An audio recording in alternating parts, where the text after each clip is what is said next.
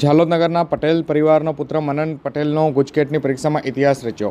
આ તારીખ 8/5/2025 ગુરુવારના સવારે 10 કલાકે મળેલ માહિતી અનુસાર મનન પટેલનો ધોરણ 12માં સાયન્સમાં 99.88% અને ગુજકેટમાં 99.99 ક્રમાંક મેળવી રાજ્યમાં પ્રથમ ક્રમાંક મેળવ્યો। પંચમહાલ ડિસ્ટ્રિક્ટ બેંકના નિવૃત્ત મેનેજર સુમનભાઈ પટેલની પુત્રીનો પુત્ર મનન પટેલ છે।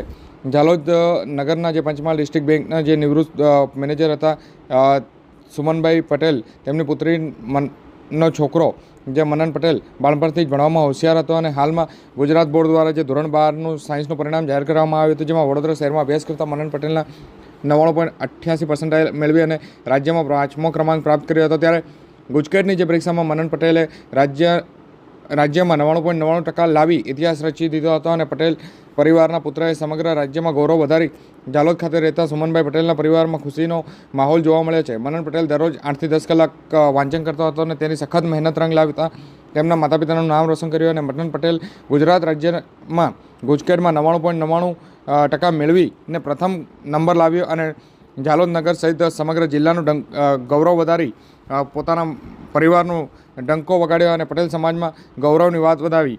તે બદલ પરિવારના સભ્યો, સમાજના આગેવાનો અને શિક્ષકોએ મનન પટેલને અભિનંદન પણ પાઠવ્યું છે।